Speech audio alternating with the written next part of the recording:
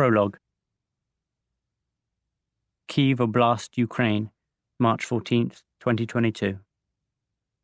The first explosion tore through a stand of pine birch trees 20 feet in front of us, and we had barely turned to look before the second bomb whistled overhead and landed right next to us, and everything went dark. Not just dark, black, deep, infinite blackness, a void in which no thought or awareness seemed possible.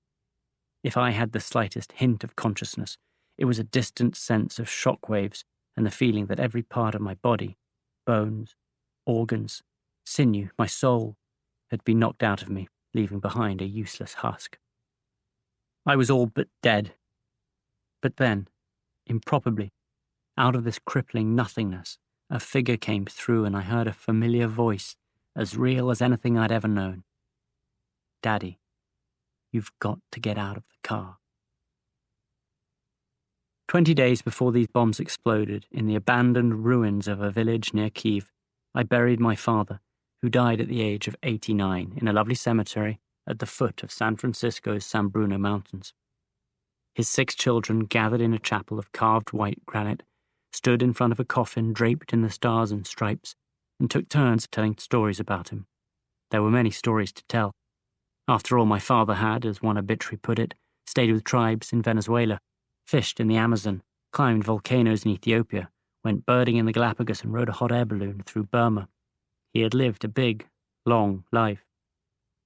The story that best defined my father, however, was the story of the Battle of Manila, perhaps the bloodiest, deadliest, most savage engagement in all of World War II, the battle that fulfilled General Douglas MacArthur's historic promise to return to the Philippines.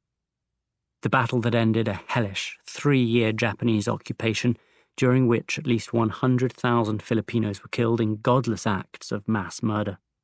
The battle that left more than 6,000 US soldiers dead or wounded. My father, Roderick Hall, was there for all of it. He was 12.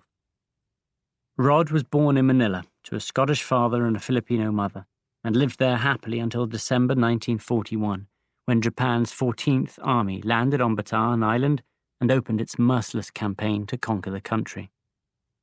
The Japanese held his father, my grandfather, as a non-combatant prisoner at the harsh Santo Tomas internment camp for 3 years. Rod's mother, grandmother, aunt and uncle were rounded up and, it was presumed, eventually killed. He never saw or heard from them again. Left in charge of his 3 younger siblings, my father managed to survive and keep his siblings safe for nearly 4 years, long enough for American forces under the command of General MacArthur to storm the shores and liberate Manila in early 1945. My great-uncle, Colonel Joseph McMicking, was on MacArthur's staff, walked ashore with him on Leyte Beach, and stood with him as he gave his "I have returned" speech. In the chaos of the American offensive, my father led his young siblings into the still besieged streets in search of American GIs, the only ones who could save him. There were Japanese snipers everywhere, as we carried a few belongings and walked in single file among the ruined houses, he later wrote. Suddenly a sniper's shot rang out, and a little boy about 15 feet ahead of me fell. Desperate, my father and his siblings ran for their lives toward the American lines, bullets whizzing past their ears. When they got close, GIs from the 37th Infantry, the Buckeye Division, reached out for them and pulled them to safety. From that day forward to the end of his life, 77 years later, my father felt a profound sense of gratitude to the US. He and his family moved to America and the US military, and he never forgot how the GIs had reached out and saved him and given his life to him. I never forgot that story either, nor did I realize how it would reverberate through the years and finally be replayed, in a way, in my own life.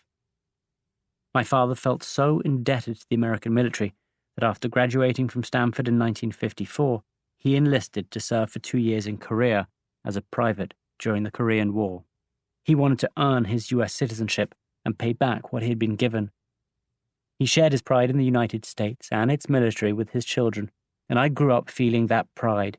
I am a dual citizen of the US and the UK.